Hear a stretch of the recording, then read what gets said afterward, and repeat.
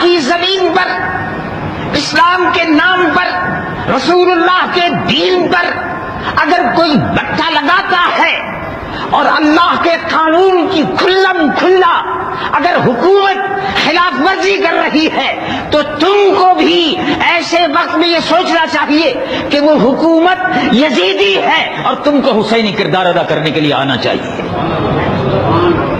یہ تو ثابت ہے کتاب و سنت سے. اب جو لوگ جان چرانے کے لیے اور اپنے حلوے کے کھانے کے لیے اور مست بیٹھے ہوئے ہوں اور یہ سوچتے ہوں سیاسی بات ہے، حکومت ناچ گانے پھیلا رہی ہو، ٹیلی ویژن سے قوم کے لیے اخلاق کو بگاڑا جا رہا، حکومت قوم کی بہو بیٹیوں کو آبرو باختہ کر رہی ہو، ایسے وقت میں ایک عالم دین سے تم یہ کہو کہ خاموش بیٹھے رہو، سیاست میں مت بولو، یہ سیاست ہے. اچھا تو قرآن شریف میں تو فرمایا ہے، قرآن شریف میں تو فرمایا ہے اور رسول اللہ نے حدیث میں فرمایا ہے. آقا دو جہاں صلی اللہ علیہ وسلم نے ارشاد فرمایا ہے من رأى منکم منکرا، حدیث سن لو. اب لوگ باغوں کو وہ حدیث یاد رہتی ہے جس میں حلوہ کھانے کا ذکر ہے، لوگوں کو وہ حدیث یاد رہتی ہے جس میں قیلولہ کرنا سنت ہے، لوگوں کو وہ یہ حدیث یاد رہتی ہے کہ جس میں رسول اللہ حضور پرنور صلی اللہ علیہ وسلم صحابہ کرام کے آرام کا وقت ہے، وہ حدیث یاد رہتی ہے. لیکن وہ حدیثیں یاد نہیں رہتی کہ جس میں رسول اللہ کے صحابہ رات کو نمازی تھے اور دن کے غازی تھے، وہ حدیث یاد نہیں رہتی. لوگوں کو یہ حدیث یاد رہتی ہے کہ رسول اللہ کے صحابہ تہجد پڑھتے تھے، لیکن رسول اللہ کے صحابہ میدان جہاد میں، احد میں، بدر میں، حنین میں رسول اللہ کے صحابہ غازی کا کردار ادا کرتے تھے. یہ حدیثیں لوگوں کو یاد نہیں رہی. اس معلوم ہوتا لوری بچوں کو لوری دیتے ہیں، سو جاؤ سو جاؤ. اس امت کو حلوہ کھلا کر، حلوے کی سنتیں یاد دلا کر،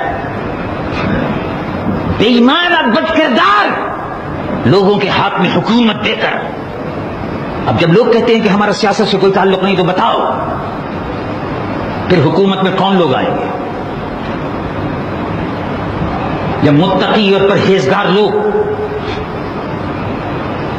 جب زاہد شب زندہ دار لوگ، جب خوف خدا رکھنے والے لوگ قانون سازی میں نہیں پہنچیں گے، اس ملک کی تقدیر نہیں بدلیں گے، تو پھر بتاؤ اسمبلی میں شرابی ہی آئیں گے تو ملک میں شراب ہی پی جائے گی. تو جب شراب کے لائسنس دیے جائیں تو آپ کیوں احتجاج کرتے ہیں؟ شراب کے لائسنس مت دو، شراب کی دکانیں بند کرو. کیوں؟ آپ نے شرابیوں کو بھیجا تو شرابیوں نے لائسنس دے دیے، اور آپ نمازیوں کو بھیجتے تو نمازیوں کا اہتمام ہوتا. انہیں جواریوں کو بھیج دیا، رسہ گیروں کو بھیج دیا. کھلم کھلا رسول اللہ کے دین کی مخالفت کرنے والے ممبران قومی اسمبلی کو لٹیروں، چوروں، ڈاکوؤں کو بھیج دیا. اب شکایت کرتے ہو کہ ہو جب بھیجنے کا وقت تھا تو کہتے تھے ہمارا سیاست سے کوئی تعلق نہیں ہے، اور اب کہتے ہو مولانا صاحب، شاہ صاحب، دیکھیے صاحب ہمارے محلے میں صاحب شراب کی دکان کھل گئی صاحب، جوا ہو رہا ہے صاحب، رنڈیاں اور کنجریاں بیٹھی ہوئی ہیں صاحب، عورتوں کی بے راہرمی ہو رہی ہے صاحب. تو مولانا صاحب کیا کریں گے؟ مولانا صاحب کو تو آپ یہ کہتے تھے مولانا صاحب سیاست سے الگ رہیے، یعنی مولانا صاحب کو بھی اب آپ کے سبق کی ضرورت ہے کہ وہ آپ سے سبق کی تلقین حاصل کریں کہ مولانا صاحب سیاست میں آپ حصہ نہ لیجیے. یعنی مولانا صاحب نے جو 12 برس پڑھا ہے اب اس کے بعد مزید پڑھنے کی اب ضرورت ہے ان کو مقتدیوں سے یہ سبق سیکھنے کی کہ سیاست میں حصہ نہ لیجیے. یعنی مولانا صاحب کے سامنے سیرت رسول عربی نہیں ہونی چاہیے.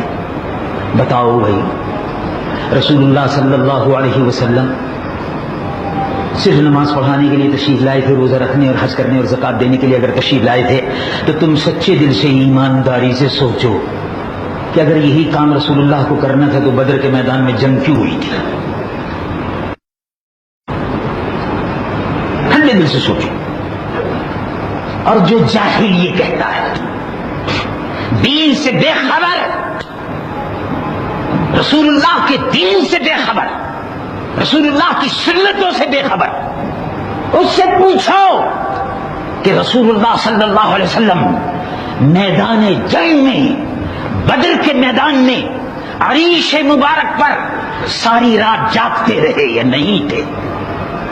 عریش مبارک 17 رمضان المبارک، عریش مبارک، حدیث بخاری شریف میں آتا ہے عریش، ایک جھونپڑی، بانس جھونپڑی رسول اللہ کے لیے تیار کر دی گئی تھی بدر کے میدان میں. عریش. ابو بکر صدیق دروازے پر پہرہ دے رہے تھے اور ابو بکر صدیق فرماتے ہیں کہ میں نے دیکھا ساری رات رسول اللہ صلی اللہ علیہ وسلم بچوں کی طرح سے بلک بلک کر رو رہے تھے اور دعا مانگ رہے تھے اور فرما رہے تھے اللہم ھذہ عصابہ. بخاری شریف کے الفاظ ہیں، کلمات ہیں، اللہم ھذہ عصابہ، اے اللہ ہی مختصر سے گروہ ہے 313 مجاہدین کا، اور اگر یہ گروہ ختم ہو گیا تو پھر قیامت تک روئے زمین پر لا الہ الا اللہ محمد رسول اللہ کہنے والا کوئی نہیں ہوگا. اے اللہ فتح و نصرت عطا فرما. اور صبح کا وقت ہوا. ابو بکر صدیق فرماتے ہیں میں رسول اللہ کو روتا ہوا دیکھ کر خود بھی رو رہا تھا، بچوں کی طرح سے حضور بلک کر رو رہے تھے، مجھ سے برداشت نہیں ہو سکا. اور صبح کا وقت جب ہوا تو میرے آقا تلوار لگائے ہوئے ابو جہل کے مقابلے پر میدان جہاد میں بدر میں کھڑے ہوئے تھے. مسلمان فوج کی قیادت کر رہے تھے. جو یہ کہتے ہیں کہ سیاست سنت نہیں ہے، ان جاہلوں سے پوچھو کہ رسول اللہ میدان جہاد میں تلوار لے کر کیوں آئے تھے؟ بدر کے میدان میں صحابہ کی قیادت کیوں کر رہے تھے؟ کفر کا تختہ لوٹنے کے لیے، منافقین کا تختہ لوٹنے کے لیے رسول اللہ کس لیے میدان جنگ میں آئے تھے؟ یہ بھی سنت ہے یا نہیں ہے؟ لیکن بہت بھاری سنت ہے، یہ بہت بھاری